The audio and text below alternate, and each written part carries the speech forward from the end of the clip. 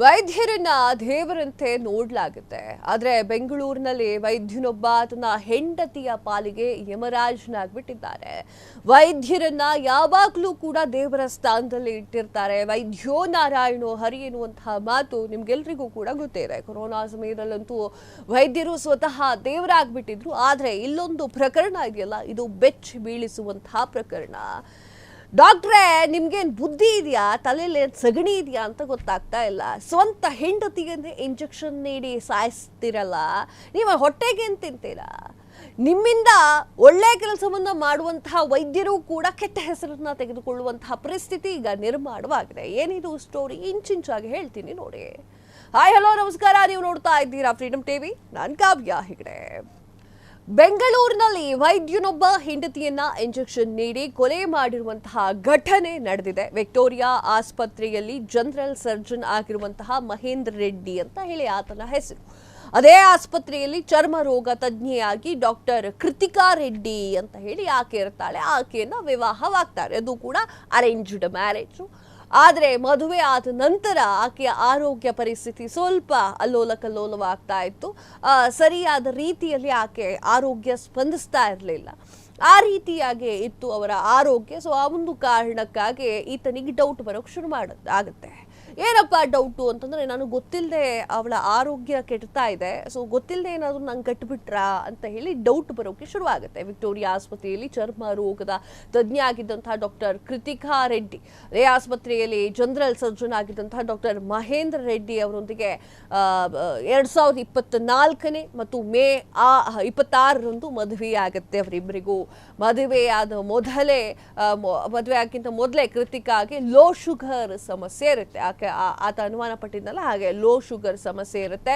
ಈ ವಿಚಾರವನ್ನ ಕುಟುಂಬಸ್ಥರು ಮುಚ್ಚಿಟ್ಟಿರ್ತಾರೆ. ಹಾಗೆ ಮಹೇಂದ್ರ ರೆಡ್ಡಿ ಅವರೊಂದಿಗೆ ವಿವಾಹ ಕೂಡ ಮಾಡ್ಬಿಡ್ತಾರೆ.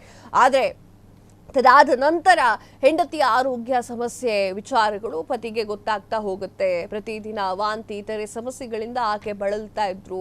ಪತ್ನಿಯನ್ನ ಕೊಲ್ಲಲಿಕ್ಕೆ ಮಹೇಂದ್ರ ರೆಡ್ಡಿ ಪ್ಲಾನ್ ಮಾಡ್ಕೊಂಡಿದ್ದ. ಆಕೆಯ ಆರೋಗ್ಯ ಸ್ಥಿತಿಯನ್ನ ಆತ ಅಂದ್ರೆ ಅದನ್ನ ಅಕ್ಸೆಪ್ಟ್ ಮಾಡ್ಕೊಂಡಿಲ್ಲ. ಅದರ ಹೊರತಾಗಿ ಪತ್ನಿಯನ್ನೇ ಸಾಯಿಸಿ ಬಿಡಬೇಕು ಅನ್ನೋ ಒಂದು ಪ್ಲಾನ್ ಅಲ್ಲಿ ಮಹೇಶ್ ರೆಡ್ಡಿ ಇದ್ದ. ಹುಷಾರಿಲ್ಲ ಅಂತ ಹೇಳಿ ಆಕೆ ತವರು ಮನೆಗೆ ಸೇರಿದ್ಲು. ವೈದ್ಯೆ ಕೃತಿಕಾ ರೆಡ್ಡಿ ತುಂಬಾ ಸುಸ್ತಾಗ್ತಿದ್ಲು. ಲೋ ಶುಗರ್ ಅಂತಂದ್ರೆ ಹಾಗೆ ಅಲ್ವಾ, ತುಂಬಾ ಸುಸ್ತಾಗುತ್ತೆ. ಮಲ್ಕೊಂಡಿರ್ಬೇಕಾದ್ರೆ ಅಲ್ಲಿಗೆ ಬಂದಿರುವಂತಹ ಆಕೆಯ ಗಂಡ IV ಇಂಜೆಕ್ಷನ್ ಮೂಲಕ 2 ದಿನ ಒಂದಿಷ್ಟು ಔಷಧವನ್ನ ನೀಡ್ತಾ ಇದ್ದ. ಇಂಜೆಕ್ಷನ್ ಕೊಟ್ಟು ಸ್ಲೋ ಆಗಿ ಕೊಟ್ಟು ಆಕೆಯ ಪ್ರಜ್ಞೆಯನ್ನ ತಪ್ಪಿಸ್ತಾ ಬರ್ತಾ ಇದ್ದ. ಅದಾದ ನಂತರ ಕೃತಿಕಾರನ್ನ ಆಸ್ಪತ್ರೆಗೆ ದಾಖಲು ಮಾಡಲಾಗುತ್ತೆ. ಅವರು ಎಲ್ರಿಗೂ ಅನ್ಸುತ್ತೆ, ಅಯ್ಯೋ ಮಗಳ ಆರೋಗ್ಯ ಸ್ವಲ್ಪ ಸರಿ ಇಲ್ಲ ಅಂತ, ಇನ್ನೂ ಸ್ವಲ್ಪ ಸೊರಗು ಹೋದ್ಲು ಅಂತ ಅನ್ಸುತ್ತೆ.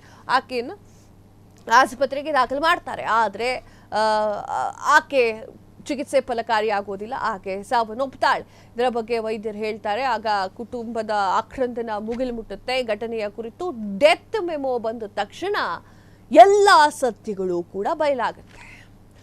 ಆ ಒಂದು ಕೊಲೆ ಆಗಿ 6 ತಿಂಗಳ ನಂತರ ಅಷ್ಟು ಸತ್ಯವನ್ನ ಬಯಲು ಮಾಡಿದ್ದಾರೆ ಪೊಲೀಸರು. ಈ ಪೊಲೀಸರಿಗೆ ದೂರನ್ನ ನೀಡಲಾಗುತ್ತೆ. ದೂರನ್ನ ನೀಡಿದಾಗ ಪೊಲೀಸರು ಸಲಹೆ ಮೇರೆಗೆ ಕುಟುಂಬಸ್ಥರು ನೀಡಿದ ದೂರಿನ ಅನ್ವಯದಲ್ಲಿ UDR ದಾಖಲೆ ಮಾಡಿದಂತಹ ಮಾರತಹಳ್ಳಿ ಪೊಲೀಸರು ಮೃತದೇಹದ ಸ್ಯಾಂಪಲ್ ಪಡೆದು FSLಗೆ ಕಳಿಸ್ತಾರೆ. ಆಗ ಅದರ ವರದಿ ಕೈ ಸೇರುತ್ತೆ. ಕೃತಿಕಾ ಸಾವಿಗೆ ದೇಹದಲ್ಲಿ ಕಂಡು ಬಂದಿರುವಂತಹ ಅನಸ್ತೇಶಿಯಾ ಎನ್ನುವಂತಹ ಒಂದು ಅಂಶ ಕಾರಣ ಅಂತ ಹೇಳಿ ಆ ಒಂದು ಇದರಲ್ಲಿ ಉಲ್ಲೇಖ ಆಗುತ್ತೆ. 6 ತಿಂಗಳಾದ ನಂತರ ಗೊತ್ತಾಗಿರುವುದು. 6 ತಿಂಗಳವರೆಗೆ ಗೊತ್ತೇ ಆಗಿರಲಿಲ್ಲ ಈತ ಸಾಯಿಸಿದ್ದು ಅಂತ ಹೇಳಿ ಸಹಜ ಸಾವು ಅನ್ಕೊಂಡ್ಬಿಡ್ತಾರೆ. ಹೀಗಾಗಿ UDR ಆಗಿದ್ದಂತಹ ಪ್ರಕರಣವನ್ನ ಕೊಲೆ ಕೇಸ್ ಆಗಿ ಪರಿವರ್ತನೆ ಮಾಡಿರುವಂತಹ ಪೊಲೀಸರು ಆರೋಪಿ ಡಾಕ್ಟರ್ ಮಹೇಂದ್ರ ರೆಡ್ಡಿ ಅವರನ್ನ ಬಂಧಿಸ್ತಾರೆ. ಕೃತಿಕಾ ದಂಪತಿ ವಾಸವಾಗಿದ್ದಂತಹ ಮನೆಯಲ್ಲಿನ CCTVಗಳನ್ನ ಸಹ ಪರಿಶೀಲನೆ ಮಾಡಲಿಕ್ಕೆ ಪೊಲೀಸರು ತಯಾರಿಯನ್ನ ನಡೆಸಿದ್ದು DVR ವಶಕ್ಕೆ ಪಡೆದುಕೊಂಡಿದ್ದಾರೆ. CCTVಯ ಫುಟೇಜ್ನಿಂದ 2 ಚಲನವಲನಗಳನ್ನು ಕೂಡ ಪೊಲೀಸರು ತನಿಖೆ ನಡೆಸ್ತಾ ಇದ್ದಾರೆ. ರೆಡ್ಡಿ ಹೇಳಿಕೆಯಿಂದ ಸಹ ಅವರು ಕೂಡ ಅದನ್ನ ಪರಿಶೀಲಿಸ್ತಾ ಇದ್ದಾರೆ. ಕೃತಿಕಾ ರೆಡ್ಡಿ ಸ್ನೇಹಿತರು ಕೂಡ ಕರೆಸಿ ಅವರ ಒಂದು ಹೇಳಿಕೆಯನ್ನು ಕೂಡ ಬರ್ಸ್ಕೊಳ್ತಾ ಇರುವಂತದ್ದು. ಕೃತಿಕಾ ಯಾರ ಜೊತೆ ಕ್ಲೋಸ್ ಆಗಿರ್ತಿದ್ರು, ಆ ವಿಚಾರಗಳನ್ನ ಎಲ್ಲ ಏನಾದರೂ ಒಂದಿಷ್ಟು ವಿಚಾರಗಳನ್ನ, ಸಂಸಾರದ ವಿಚಾರನ ಹೆಣ್ಮಕ್ಳು ಶೇರ್ ಮಾಡ್ಕೊಂಡಿದ್ದಾರಾ ಎನ್ನುವಂತಹ ಮಾಹಿತಿ ಎಲ್ಲವನ್ನೂ ಕೂಡ ಅವರು ಕಲೆ ಹಾಕುವಂತಹ ಕೆಲಸವನ್ನ ಮಾಡಿದ್ದಾರೆ.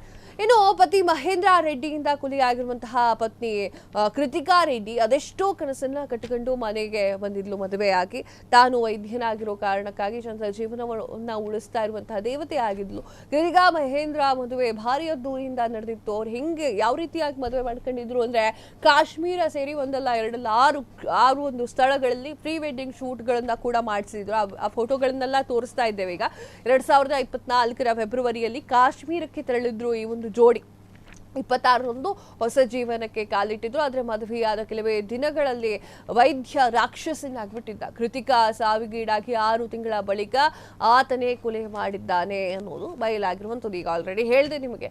ಆದರೆ ಈತನ ಮಹೇಶ್ ರೆಡ್ಡಿ ಇದಾನಲ್ಲ, ಆತನದ್ದೊಂದು ಸ್ಕೆಚ್ ನೋಡಿ ಒಡವೆನೂ ಕೂಡ ತೆಗೆದುಕೊಂಡು ಬಂದಿದ್ದ. ಹೌದು, ಕೃತಿಕಾ ಸಾವಾದ ಬಳಿಕ ಮಾವನ ಮನೆಗೆ ಹೋಗಿದ್ದಂತಹ ಪಾಪಿ ಪತಿ ಮಹೇಂದ್ರ ಕೃತಿಕಾ ನೆನಪನ್ನು ಕಾಡ್ತಾ ಇದೆ ನನಗೆ. ಆಕೆಯ ಒಡವೆ ಮತ್ತು ಆಕೆ ಯೂಸ್ ಮಾಡಿರುವಂತಹ ಬಟ್ಟೆಗಳನ್ನೆಲ್ಲ ಕೊಟ್ಟುಬಿಡಿ, ನನಗೆ ಒಡವೆ ಮತ್ತು ಅವಳಿಗೆ ಸೇರಿದ ಎಲ್ಲ ವಸ್ತುಗಳನ್ನು ನಂಗೆ ಕೊಟ್ಟುಬಿಡಿ, ನಾನು ನಾನು ನೆನಪಲ್ಲೇ ಇದ್ದು ಬಿಡ್ತೀನಿ ಅಂತ ಹೇಳಿ ಕಾಗೆ ಹಾರಿಸಿದ್ದ. ಆ ಒಂದು ಕಾಗೆಗಳನ್ನೆಲ್ಲ ನೋಡಿ ಕೃತಿಕಾ ಮನೆಯವರು ಹೌದು ಒಳ್ಳೆಯವನು ಅಂತ ಅಂದ್ಕೊಂಡಿದ್ರು. ಆದರೆ ನಿಜವಾದ ಸತ್ಯ ಈಗ ಬಯಲಾಗಿದೆ. ಇನ್ನು ಮಗಳು ಸಾವಾಗಿರುವಂತಹ ಮನೆಯನ್ನ ಇಸ್ಕಾನ್ ಟೆಂಪಲ್ಗೆ ದಾನವಾಗಿ ನೀಡಿದ್ದಾರೆ.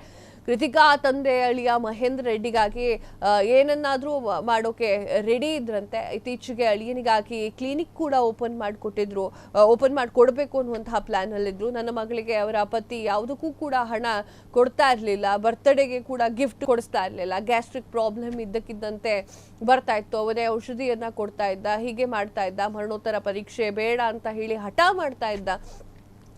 ಮಗಳು ಅಂದ್ರೆ ತನ್ನ ಹೆಂಡತಿಯ ಮರಣೋತ್ತರ ಪರೀಕ್ಷೆ ಬೇಡ ಅಂತ ಹೇಳಿ ಹಠ ಮಾಡ್ತಿದ್ದ. ಮಗಳಿಗೆ ನೀಡಿದಂತಹ ಮನೆಯನ್ನ ಮಾರತಹಳ್ಳಿ ಬಳಿಯ ಇಸ್ಕಾನ್ಗೆ ದಾನ ಮಾಡ್ತಾ ಇದ್ದೇನೆ ಅಂತ ಹೇಳಿ ದಾನವನ್ನ ಮಾಡಿರುವಂತಹ ಘಟನೆ ಬೆಳಕಿಗೆ ನೋಡಿದಲ್ಲ ವೀಕ್ಷಕರೇ, ಯಾವ ರೀತಿಯಾಗಿ ಕೊಲೆಗಳಾಗುತ್ತೆ ಅಂತ. ಆತನೂ ವೈದ್ಯ, ಆಕೆಯೂ ವೈದ್ಯೆ. ಸೊ ಆಕೆಗೆ ಏನಾದ್ರೂ ಲೋ ಬಿ ಪಿ ಇತ್ತು ಅಂದ್ರೆ ಅದನ್ನ ಗುಣ ಮಾಡಿಕೊಳ್ಳಬಹುದು ಅಲ್ವಾ, ಸಂಸಾರ ಮಾಡ್ಕೊಂಡು ಹೋಗ್ಬೋದು. ಕೊಲೆ ಮಾಡೋದು ಅಸಹ್ಯ. ಇದು ಬುದ್ಧಿವಂತರು ವಿದ್ಯಾವಂತರೇ ಹಿಂಗೆ ಮಾಡಿದ್ರೆ ಮಿಕ್ಕಿದವ್ರ ಪರಿಸ್ಥಿತಿಗೆ.